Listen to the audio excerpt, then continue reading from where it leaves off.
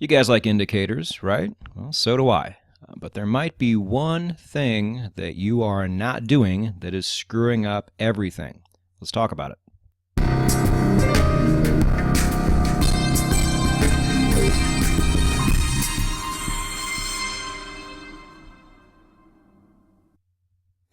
So I really pay close attention to how I sequence my videos. Everything has kind of a logical order to it, even if it seems like it doesn't. There's always a reason why I do one video before another.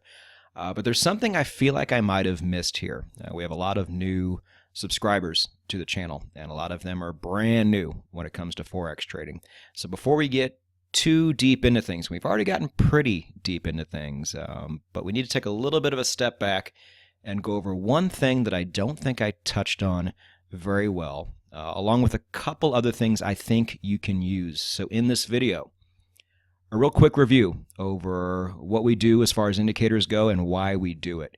And then I'm going to go over two big parts of indicator trading that a lot of you miss. Some of you have been with this channel since the start. You probably know this, but you may have missed this yourself. So stick around if you'd like. And then there's a way I read my charts very quickly, and I think it seems intimidating to some people that it seems daunting when you have 27, 28 currency pairs you're trading, which is what I endorse. And how do you get through all those charts in such a quick amount of time? Well, you're going to learn how to do that today. It's actually very easy. So moving on here, why does this video even exist? Why am I doing this now? This is something that I should have mentioned earlier. I realize that, and maybe I did. I just didn't really spend a lot of time on it. But it's great for new traders. New traders, especially traders who want to trade with indicators, need to understand this. And they need to understand this before we move on and do really anything beyond this. But it's still good for more experienced traders. Guys, I still think those of you who've been with the channel since the beginning, those of you who put a few years in Forex trading already, can still take away something from this video. So stick around. So here is the algorithm as we see it now. For those of you who don't know what this is the structure that I use and I am giving to you so you can fill in the blanks and make it yours. Now in this, it is very indicator heavy. The one indicator I give you is the ATR. We're going to be talking about that in terms of how to read it. You should already know what that is though. Go to the ATR video. It is still the most popular video I have on the channel. So a lot of you have seen it, but if you haven't, make sure you do. And then we have the confirmation indicator that tells us whether to go long or short or do nothing. Then we have the exit indicator that hopefully gets us out of a trade before it hits any of our stops. So just a quick review there. Now we need to go over, and I think I already did this, but I need to go over it a little more closely and show you actual visuals when it comes to the ATR, because it's super important and you need to be making sure that you're reading this exactly the way you should. And when you do, there is one main thing you really want to watch out for. The ATR of any currency pair is completely available at the very close of the previous candle. So as I talk to you right now, let me see what time it is. It is almost 3 o'clock Pacific Standard Time. The daily candle closed at 2 o'clock. And that is the data. If I'm going to trade now, I always try to trade a little bit before, but if I was going to trade right now, that is the data I'm looking for. And we're going to go to the charts and I'm going to show you this. I don't think I did this enough last time, so that's kind of the reason why this video is even here.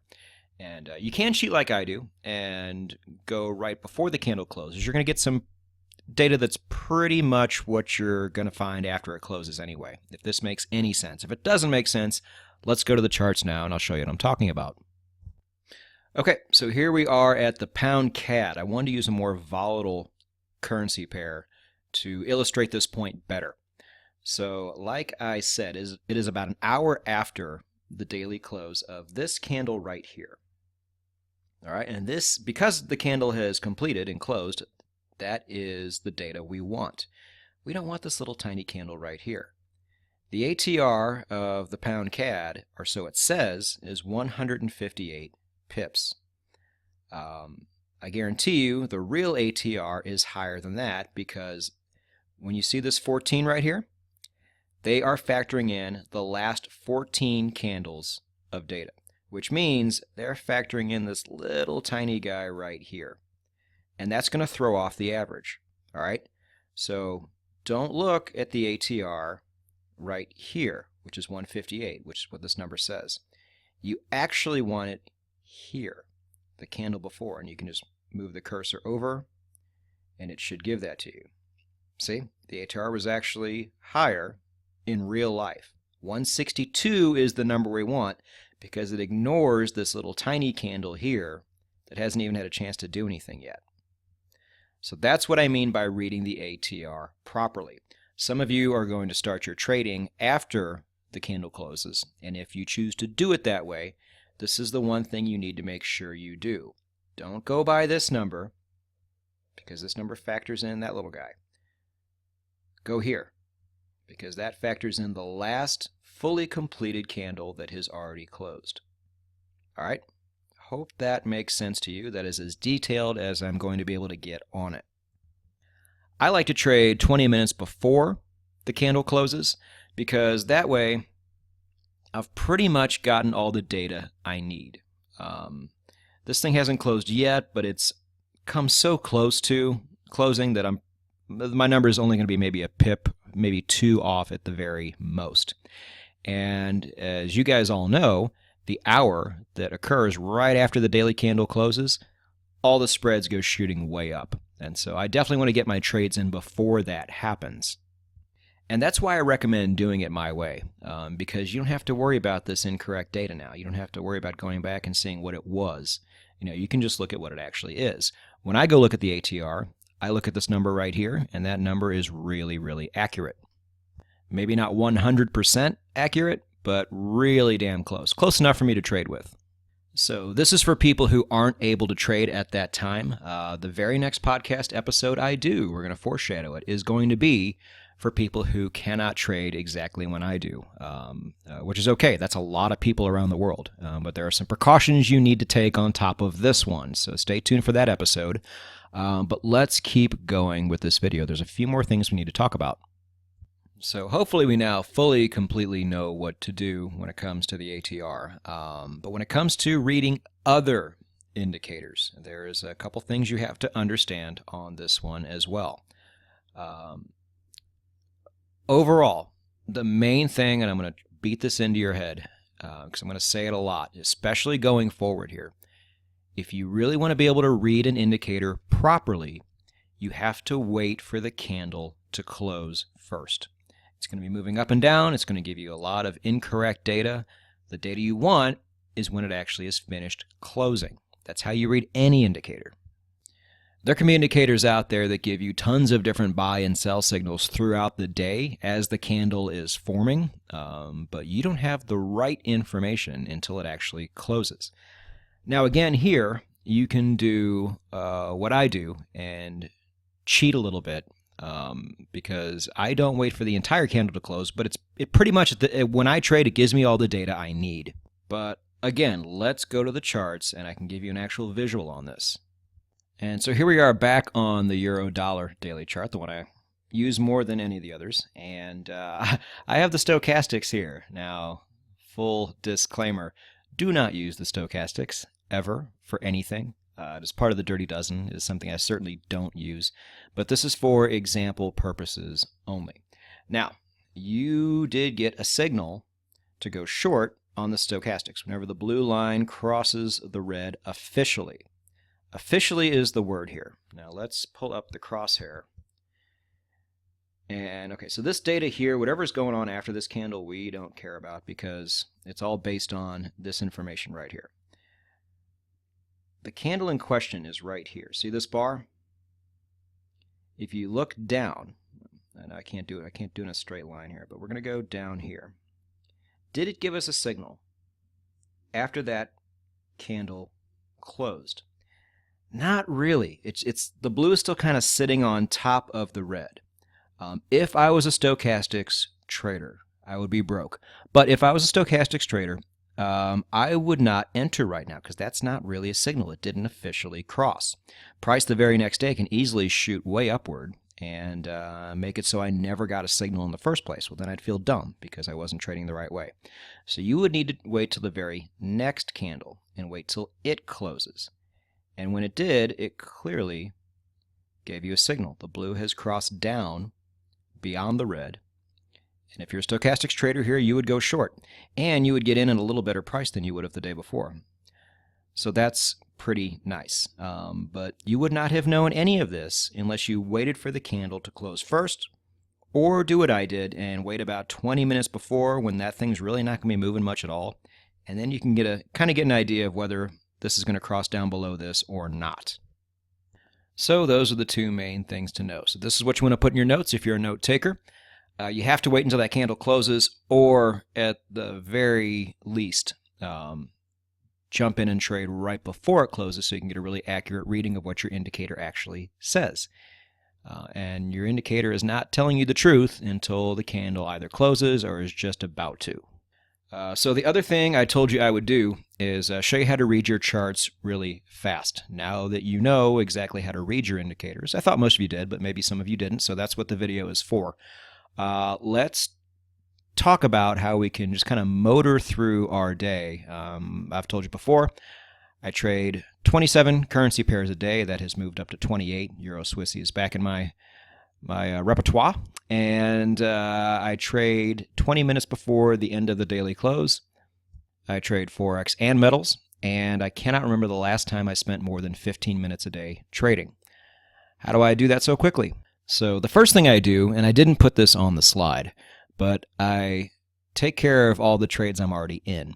I need to go to those charts and see if they need to be closed out, take half a position off, or simply do nothing, adjust my stop loss, all that kind of stuff that everybody does when they manage a trade. That happens first. But then, in terms of finding out if there's any other entries, this is what I do. Very first thing, I take my main confirmation indicator. That's why I'm having you guys spend so much time getting a really good one, because this is going to be the linchpin for almost everything you do. If your main confirmation indicator is not telling you to take a trade, then it doesn't matter what your other indicators say.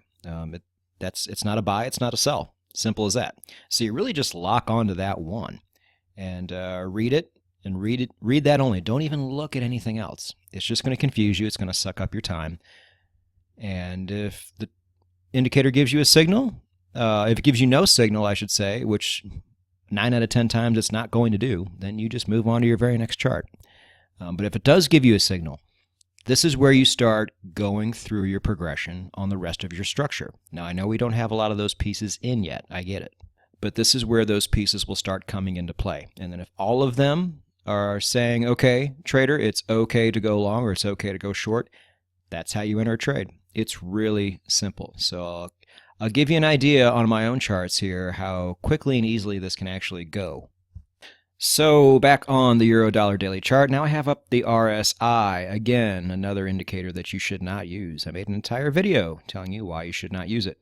But when you're looking for a signal, you want price to come into this, air quotes, oversold territory or this overbought territory, and then come back down into the middle.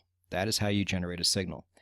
And so that's all we're looking for. This is, on this entire chart, this is the only signal that was generated. Maybe this one, but that was it. But it's certainly not giving us one right now. This is right in the middle. This is telling us absolutely nothing. So we just keep moving on. Nothing. Nothing. Nothing. Again, we're waiting for it to come down and then come back up, or come up and then come back down. And we're nowhere close to that right now. Nothing. Maybe back here it did, but that was a few candles ago. We're not worried about what happened a few candles ago. We're worried about what happened after the close of this candle right here. And that is not a signal. Silver. Nothing.